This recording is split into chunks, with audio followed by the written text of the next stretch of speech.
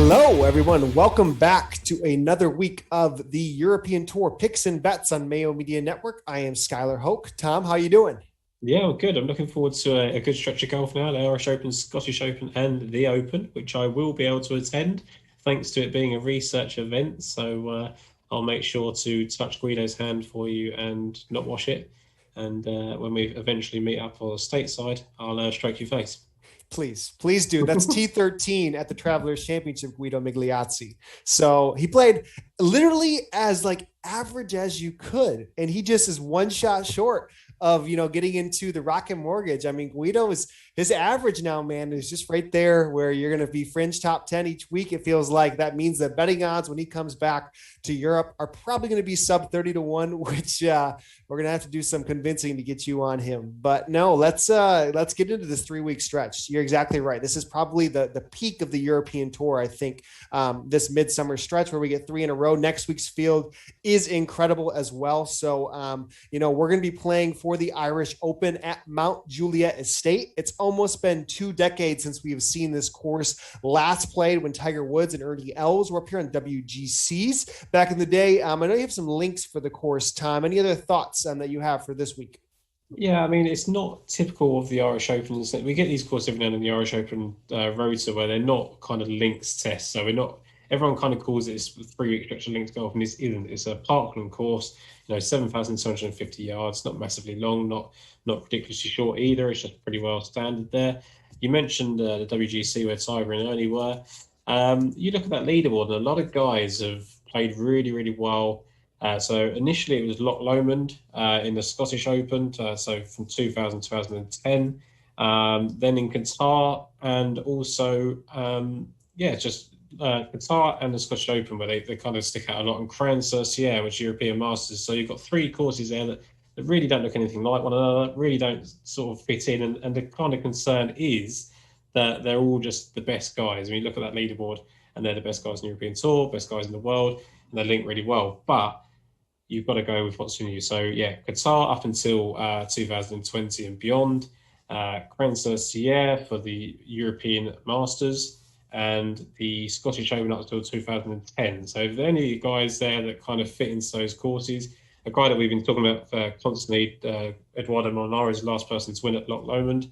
Neither of us are on him this week, but this is the sort of place where he could come in and perform really well. He's played well in the Irish Open before in the past, finishing second. So just a pointer to him. But, I wasn't that convinced by the top of the market. I do think this is an event where Rory McIlroy could walk away with it. We saw him back in the past walk over a lot of the field and make tons of birdies, and it is, of course, he can do it at. Shane Lowry, I thought, was really short in the market. I understand why he is, because he's been playing so well on the PGA Tour, but I think he's one of the people that gets significantly downgraded for it not being a true links test.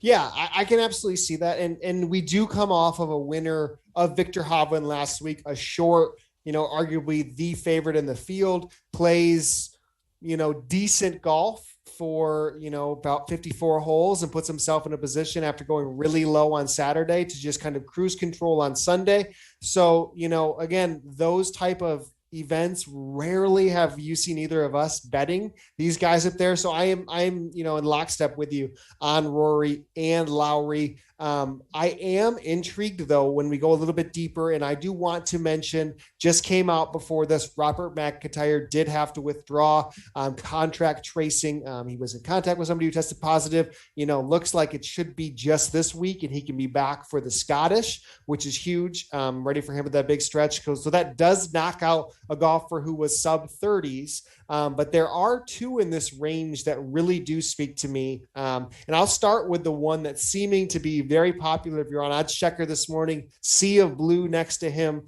And it's Sam Horsfield. Sam Horsfield ended up finishing 5th last week with a 77 on Friday in round 2. He puts together top 5-6 rounds of the day on Thursday, Saturday, Sunday. If he shoots 1 under, on Friday, which isn't even really course average. That would have been just not as, poor of a round, but wouldn't have been that great from the position he was in, of course. And he's there tied with Hovland for a playoff. So I really think Horsfield, we saw it pop on the leaderboard when you were on him at the PGA Championship, when he had a really low one. He came out in Scandinavia, was the first round leader there with a 64 as well, or right there near the top. So he's had these stretches where it's building and building and building. Last week, 54 holes of great golf. He's right there for 72 holes again. So he's one that I haven't had particular success picking when his spots are going to be, but it just feels like he's so close to putting together 4 rounds of cumulative good golf, and that we know we can win now. Yeah, and that was the fear for me is I saw everyone kind of jump on him and thought, am I missing something? And normally I am, and normally these kind of bets all go really well because everyone jumps on, and I was the one that missed out. But the obvious appeal to him is how well he played last week, despite shooting at 77. Right, he was right up there in 5th place. Knows he can make birdies. He can tell it's got this. If the conditions are benign and they get a little bit wet and you can just fire at flags, it's going to be perfect for Sam Horsfield. I think he's in a completely different level to a lot of the field. Having said that, there is Rory McIlroy, there is Shane Lowry, there's Tommy Fleetwood. With Wiedenhout, I thought was a bit short in the market. Martin Keimer, again, he didn't quite get the job done, but shot 64 in the final round. I think that's kind of the level we're expecting him to get to, right? He should be towards that side of the market. And then you kind of got a guy I know you're going to come on to in a minute, who I'm really intrigued by. And then you've got those kind of likes of Ryan Fox, Andy Sullivan, Antoine Rosner, that kind of a drop off from there. And he does fit in between. I think he's rightly placed in the market between those guys. Yeah, it's just I ended up, myself, I normally try not to get all into the top of the leaderboard. And I found myself, on 4 guys deeper to 100. So settling on Sammy with that recent stretch, I think is, at least safe in the opinion that he knows he's going to be in the mix. It seems like he's going to make enough birdies at the end of the day to compete in any tournament. It's just how can he limit those bogeys? But the other golfer that I feel is flying well under the radar as he leaves the States and comes back over and plays in the European Tour after making, a decent amount of starts on stateside, it's Lucas Herbert. So Lucas Herbert Monday qualified last week into the Travelers Championship. He finishes in tied for 19th place, really strong irons, overall strong tee to green game. And the time we saw him before that was at the Memorial. So 2 stronger fields of the ones that aren't majors, of course. And that is where we saw him finish 18th with a 77, I believe it was, or a 76 on Sunday. That was kind of lost in translation was what was happening with Morikawa and Cantlay and Rahm that week. But Herbert was inside the top 10 through 54 holes. So, 33-1 is a low number. It's not something that, I think you see him at 50s. People are picking up some steam on him, but 33 on Herbert, in my opinion, with what he's shown in the ball striking and hot golf. All 4 rounds of the Travelers Championship were gaining at least a half a stroke with the irons, his best round being the opening one with the irons. But Saturday, he played extremely well. Again, the Memorial Championship had 2 really, really good rounds, and he put it low on the PGA Championship to make the weekend where he kind of faltered a little bit. So I just like that stretch of golf that he's shown. So it's a horse coming over cross country or cross, continents, but I think Herbert can make another test at going low. I think it's a perfect example of, you look at a tied 18th and tied 19th on the PGA Tour, and that is steady form, okay? When you convert those 2 results into European Tour guys and you think, right, what they've done over there, it's a bit like what Guido did last week, 13th place finish. That you would equate to a kind of top 5 contending finish on the European Tour. The level of golf they've had to play to do that. And that's not to discount the European Tour. We absolutely love it. But I think also some of his stuff that has been kind of hidden in his form, because he was tied 7th in this event last year, and Galgorm Castle won't be a completely different test to what we've seen this time. So when I mentioned at the start that it was links golf generally in the Irish Open, that also wasn't a true links test, and that was where he's 7th place. And that doesn't come up in it. You look at his 20 best finishes on the world rankings, and it doesn't come under that. He's got that 8th place finish at Brands, which I mentioned earlier, could be a potential link. He's played well at the British Masters. He's finished 3rd there. Scottish Open 4th. So he plays well in the UK and Ireland. The Sicilian Open would suggest that he can deal with the wind. Dubai Desert Classic, he obviously won last year. So to me, I don't think it is terrible value at all. I think when you first look at it and you think 33-1 is a bit short, but when you look at the guys that are around him, Ryan Fox, is he really any different level of player. Dean Burmeister at 50 to 1. I know he had a hot run, but he's kind of going back into reversing some form. Andy Sullivan, maybe there's an argument to say that he's kind of a bit more experienced than him, but really this is kind of his level, and he's just proven that going over to PGA Tour. Yeah, so that's, again, to your point, equalizing the fields of what it could be. Of course, what those last two events he did so well in are, quite a bit above an average European Tour event. And this one is definitely above average. So I'm excited for him to get back there and hit the ground running. We're going to make a little run of South Africans. It seems like they've been dominating the sport for the last couple of months. So I know one who made his way to the front page of the leaderboard and looked like he was live for potentially catching Victor yesterday at the halfway point before the back nine didn't go his way. But talk to everybody while you're on Justin Harding this week. Yeah, I mean, look, Justin Harding is a guy that a lot of what he does depends surely on that short stick on the greens. But I said on the podcast just now, he looks like the type of guy that can just pop off at any minute on the greens. We watched Victor Dubuisson, I think it was in the third round on Saturday, where he was just draining everything. And that's the kind of thing that Harding can do, despite the fact he's got that, the horrible kind of long neck frustrated, he looks a little bit angry and all that sort of stuff. And you do worry about him on the greens, but he was 45th at the European Open, which wasn't great, but it was bounced back from Miss Himmerland. 5th last week, as you said to your point, back in contention. 19th at the British Masters, 12th in Tenerife, 15th for Gran Canaria. And it wasn't that long ago that he won in Kenya and probably should have backed it out the week after as well. If there is anything in the Qatar link, then obviously he won that in 2019. Talking of taking form over, I mean, this is a guy that's finished 12th in the Masters on his debut.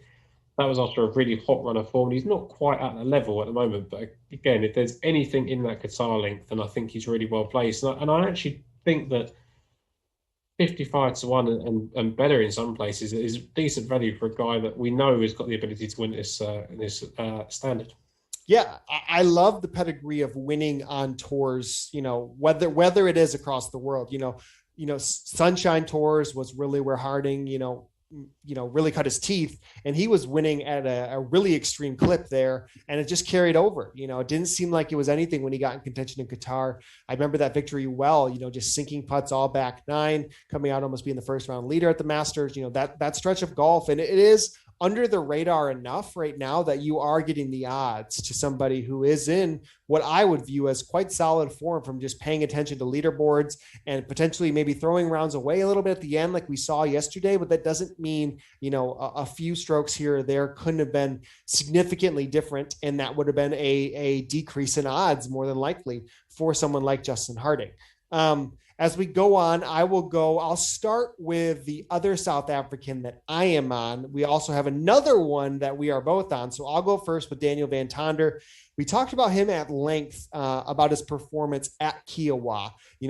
He was third tee to green that week. Phil Mickelson, Brooks Koepka, then Daniel Van Tonder, which is as shocking, as that sounds, quite a solid week from him. If he had any sort of short game that week, we would have saw him, top 10, just say, and which would have been extremely high for Daniel Van Tonder. He is another golfer who has a prolific victory or winning in his career on some of these lower tours, Sunshine, Challenge Tour. That's Van Tonder's, name of the game. And we saw him get that second win in Kenya, besting Harding and some others on that Sunday, or I guess it wasn't even a Sunday. It would have been like a Thursday or a Friday when the Savannah Classic was played. But Tonder just got that game where he's so strong off the tee, is a decent putter, but his ball striking was really, really good last week. I think 100 to 1 for somebody like him in this type of field where he flashed the leaderboard again, was middling yesterday. I just think it's enough for me to go back to the well, hopefully find that form and carry over. Is a tree-lined Parklands course, I guess this is the question, best suited for golfers who can really bomb it off the tee? It could be limiting in some factors. And if you are accurate enough with that distance, I think it really does benefit those that can really overpower it off the tee. If you are a Rory, with your driver, maybe some other golfers are a little bit scared and don't want to be as aggressive because it's so tree lined in Parklands. But, that to me is where Van Tonder can make up some ground. And at 100 to 1, it's more than enough to win over that argument to be on my betting card. And that is exactly the problem I face. And I knew, I said to you earlier when you sent me your picks, is that I knew he was going to come up because, we've spoken at length about his off the tee game. You're very high on people like, and the next guy you're going to come on in a moment, it is an off the tee, figure as well. And my thought process was, we don't need the off the tee here. He's not going to dominate. If it was actually more of a links test and he could bomb it down there, it would kind of probably help him because he'd be wide open. He can really take advantage of that power. On the other hand, like you say, is that there's going to be guys, everyone's going to miss the fairways this week. Everyone's going to get in a little bit of tree trouble. It's going to be a bit of a lush rough, but he's going to be the guy that's going to be closer to the hole. He's going to be the guy that's going to hit it longer and straighter more often than everybody else because he's gaining these strokes off the tee all the time. It's not even just every now and then. It's just a massive, massive asset, and we're seeing it now. And my biggest concern, I think, is that I've looked at a guy like Richard Mansell all year, who's a guy that's really gained off the tee and it's not quite turned into results. But like you said, Van Tonder last week, his approaches were so much better, and that was really highlighting for me. So I think that can help. So although I think that the next South African I'm going to come to was more suited to the test for me based on what he's done in his career, that's over a large 25 years, career span. Whereas Van Tonder, we're still not entirely sure what it is that he can bring in total. We think we know, but until we see 2 or 3 years of it solidly, we really don't. Yeah, and again, it's almost the Harding route of what his golf form or career has really taken 2 years ago to that point. So, but yeah, I think let's talk the other one, the career, I would say warrior, fighter, grinder. Yeah, big journeyman, we like to call him, don't we? And Darren Fisher is a guy that you think, because he's been around for so long, you think he doesn't win.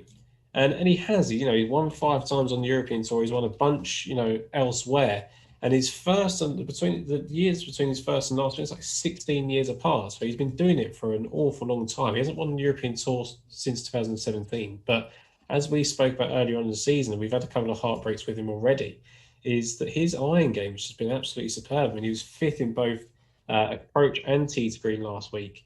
And he did. He lit the side that we weren't actually on him. And I was kind of ready to message you on Saturday and say, like, the one time we haven't both put him up, he's going to go and get his win, and then luckily he slipped away for us. But I think that's kind of given us enough of a value this week on a course that should suit really well. I mean, he's been second this event before. He lost in the playoff to Soren Hansen, which Richard Bland also lost in. That kind of sums up the two. And he's won the Qatar Open and played well there on multiple occasions as well. So if there is anything, again, it's a kind of, it seems like a tedious link because it could just be that the guys that have played so well in their WGC events are just the best players. They've got to Qatar, they're still the best players. It could just be something like that. But Crans as well, he's got a couple of top 10s there. If there's anything in them, then I really like Darren Fisher. And as you rightly go on to say, his approach game is superb. So, I mean, you think about the last 3 European Tour events he's played, or 4, realistically. BMW International, finishes 5th. We have Scandinavian mixed. And truthfully, in the Scandinavian mixed, I think it was till Saturday. I think Saturday he blew up, but he was top 5, finishing out on Saturday. So there you have that. And then we had him Kenya Savannah, which 10th, that was the week both of us were on him that week. Arguably, again, first page of the leaderboard for a majority of it. So, we realistically see, Fisher being in the mix, every single time he's teed it up over the last month on the European Tour, I guess 2 months of that time frame. But, to get somebody like that at 100-1 feels like stealing to me. So, yeah, he was right away my first bet. In terms of consistency, I mean, he's only missed 1 cut in his last 14 starts, and that goes right back to the end of last year. And he's had, I think, 3 top 5s in that time. He's had a second at the Qatar Masters. He's had 3 more top 15 finishes, 2 of them tied 11th. So he really has been a figure of consistency. The thing that always holds everyone back on Darren Fisher is his win equity, right? About 180 to 100 to 1, whatever. For 20 to 1 and bigger for a place, even, I think that's just great value because we're looking at guys, we're looking at Shane Larry, double the price of Shane Larry's win total just to place in the top 8. I mean, or top 5, in stateside. Really, to me, I think it's a perfect test for him. I think when you look at it and the sounds of it, and I was too young to really remember Mount Juliet when they were playing in 2004. I probably watched golf, but I wasn't a gambler because I was 11 years old. So sure you weren't, Tom. Yeah. I wasn't legally a gambler. 1-800 or whatever it is that they dial when you've got a gambling problem. But he, I just think he's great. He's a great guy. He's a great professional. He's been around and he's well respected by his peers. And I think that he's comfortable in any pairing he gets into. He's not someone that, if he gets paired with Daniel Van Tonder or if he gets paired with Roy McIlroy, he's not going to chase them and try and go blow to blow with them the driver. He's just going to play his game steady, find those greens and set up some putting opportunities. Yep. I agree completely. And now I'm going to go on the absolute flip side with this selection here. About as opposite of Darren as you can get is Vincent Norman. So this is, again, I was furious that there wasn't the shot heard around the world of Robert McIntyre at the WGC Dell match play when he put it to 2 feet on that par 4. I think in the match with DJ, or maybe it was a match with Na or whoever's in that group with him to end that and win that match. And there's no video of it anywhere. So now you're telling me there's no video of Vincent Norman acing a par 4.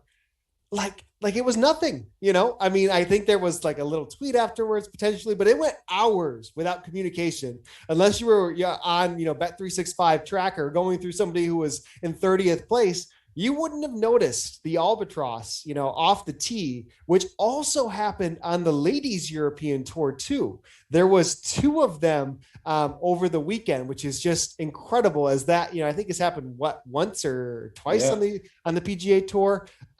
So I think overall, that's quite a weekend. But I think Vincent Norman, he was a golfer that somebody,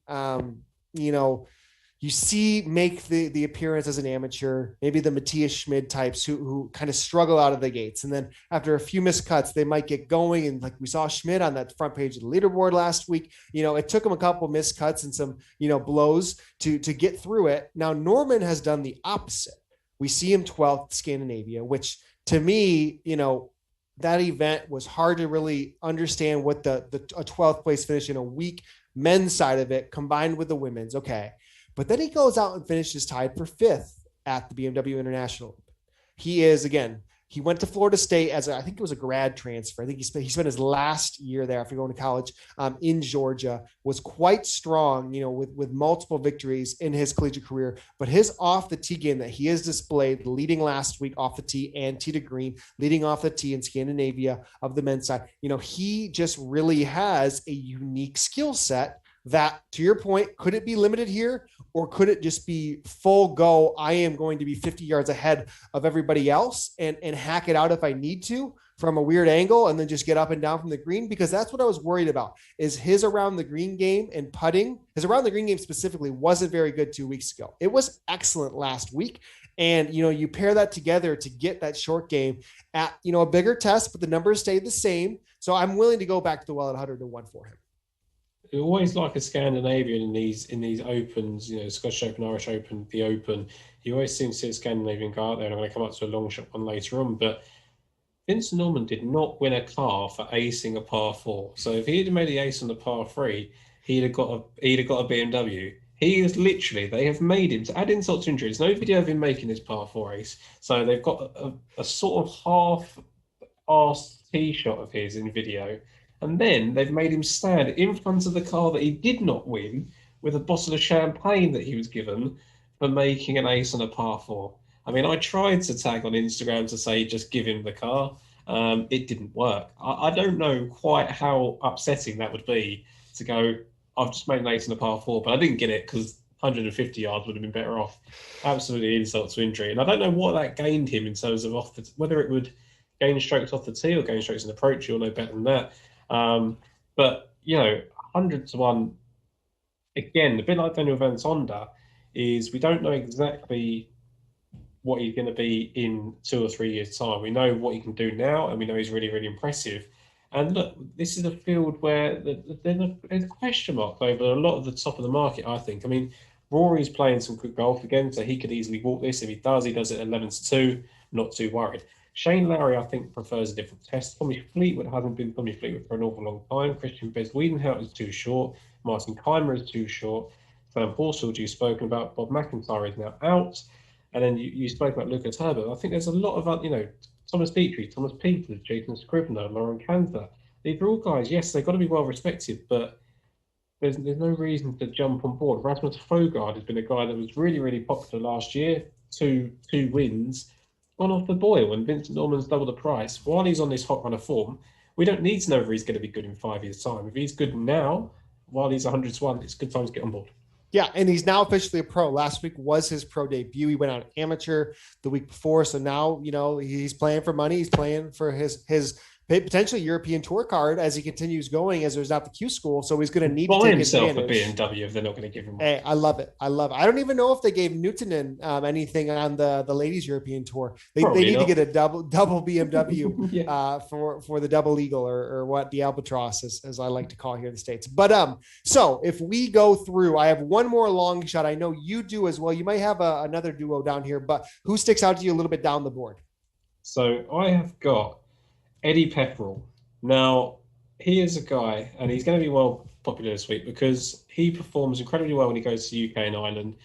He has won the Qatar Masters. He's been runner-up in this event before, back in 2015. He's tied 11th, tied 12th in recent weeks. His strokes gain approach numbers have been absolutely superb. So his last three starts, he's made the cut. He's finished second, fifth, and 22nd in strokes gain approach. So Eddie Pepperell is a guy for me that he's kind of a bit of an enigma. He kind of either misses 10 cuts in a row and doesn't really care about golf, or he really gets a bit between his teeth and starts firing again. The way he's hitting his irons suggests that he is in that form, and he really, really loves this stretch of golf. He loves playing in the UK and Ireland, loves playing the Irish, Scottish, and then eventually the Open Championship, where he has performed well in the past. His driver is obviously still a weak point in his game, but like we've been sort of debating now, we don't know whether that's going to be a big issue. I think there's room enough to be slightly wayward with it, and hopefully there's going to be a lot of holes we just need to use it as well. So for me, just the way he's striking those irons, I think that he's got a great chance at, I think it's 80 to 1 he opened up this morning. Yeah, I mean Eddie's. Well, it was the British Masters, right, where we were, really, gung ho on him until the back nine, until Sunday when it really fell apart. So he had shown some really strong flashes. Always can get behind Eddie. The one that I am siding with, and I'll reference, Jason, your co-part on Lost for Words, Halfway House. He was kind of tweeting about Niall Kearney over the weekend, as he was the 36-hole leader. And you could just see in his iron game, he was leading through approach to those rounds. Friday's approach game was unbelievable out of Kearney. And he's done that multiple times where he's racked up a lot of birdies, had been high from an approach standpoint across, and just hasn't, finished it out with a strong weekend to really get into a spot where he's either getting, status or getting, the ability to carry it over. What Canary Islands, I think, was the 4th place finish that he had that brought him into the British Masters, but it was a string of miscuts after that. And then that led him to last week's 12th place. So, now in his home country, Irish Open, Irish guy, that I think, if there is a sense of a home factor for him, or if he can just continue that form that we saw where, he was quite clear at I think 2 or 3 clear at one point on Friday. Again, he opened, I think, in the 200s I saw, maybe even 250s out there, quickly bet down into the 150s I saw quite a bit stateside here. So I think he makes a lot of sense from the standpoint of long shot, trending form, trending irons, narrative of the country, and somebody that is just, if you are paying attention, has flashed on leaderboards a decent amount, more than the form would say. Yeah, I mean, look, you look at his last, 12 events, that goes back to the end of last year. He had a tied 22nd, tied 14th, tied 30th run towards the end of last year.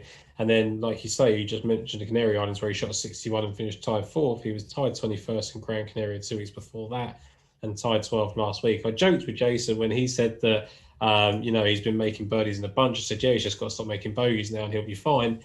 And that is the issue with him, is he's not managing to put 4 complete rounds together. But as we've seen with so many different golfers over the years, especially on European Tour, it takes a while. And he's not a Richard Bland that's played 465 times and not won. I think he's 31, or he's in his 30s, and he does look a guy that hasn't really played at this level before. But he's adjusting to it, and he's getting comfortable with it. Someone like Dale Whitnell, he went years since making his debut on the European Tour without actually getting back to that stage, and now just keeps churning out cuts after cuts after cuts. So once you get comfortable with it, once you're not worrying about keeping your card, once you're not worrying about prize money as much. I mean, obviously they're all worrying about prize money, but to a certain extent, because this will be the first time he's probably felt comfortable about playing rights or playing opportunities, and he's really just going to go and take advantage of that form now. It's going to be a home game for him. It's whether the narrative suits, and it just felt like to me like I just knew it was going to happen, and it's easy to say that now because it's happened, but I just couldn't see him holding up to. I mean, I thought it was going to be Bernd Wiesberg. It was going to put the pressure on as well as Fitzgerald. I just thought they were just going to queue up behind him, and he was really going to crack the bed, and he did to an extent. But you know, he's got guys up there. Victor Dubuisson played incredibly well. Jorge Campillo's won multiple times in the European Tour. Andy Sullivan was there. You know, it's not like he's faded away in like these. You know, last year we had like the Uram Open and Scottish Championship, and they're really weaker fields. It's not like he's done it in that. He's done it in top quality, and he shot 72, 71. They weren't dire results. They just weren't good enough on a course that demanded birdies. Yep. So that for me wraps up with that. Is there anybody else that you want to give a shout? Yeah, so if the Qatar Masters has any sort of relevance whatsoever, then Joachim Lagergren was second there in 2017. And you look at his Irish Open form, he's got a 5th, a 12th, and a 31st place finish. This is a guy that I think he was 125 to 1 back in the Porsche, and he's now 350 to 1 the Open up. He's won on Challenge Tour Northern Ireland as well. He's a guy that has just incredible form at Dunhill links. He's constantly up there, and he's normally a really popular pick among punters. Joachim Lagergren, he's someone that seems to be really popular at 100 to 1. He goes down to like 66 to 1. It gets a bit short, and he misses the cut, and everyone gets off him, so they're never backing him again. 350 to 1, 300 to 1 for an event that he's proven played well in. He plays well at Qatar Masters, plays well in this, played well generally in Britain. I quite like the price at 300 to 1 and bigger.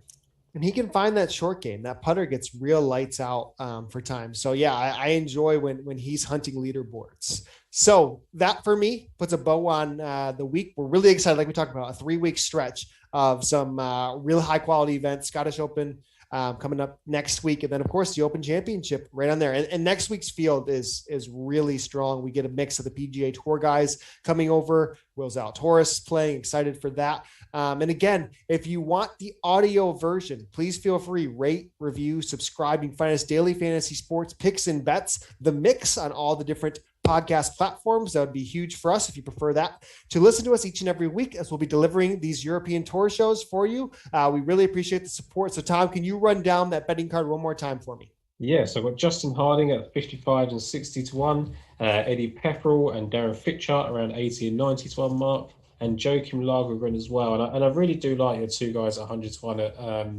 Daniel Van Tonder and Vincent Norman. I think they're guys that should be kept an eye on. I will be gutted for both of us if Eduardo Molinari gets the victory, but you have to at some point give up on a player. You do at some point, and I'm rooting for Dodo always. But my picks: so Sam Horsfield 28 to 1, Lucas Herbert 33 to 1, like you said, Van Tonder and Fitchert at hundreds, Norman with them as well at 100 to 1, and then Kearney, see him available 150s or ish right about now. So best of luck to everybody this week. Again, this should be a real Irish test, and then hopefully we get some links action as we prepare for the Open Championship. So best of luck, everybody, and thanks again for listening.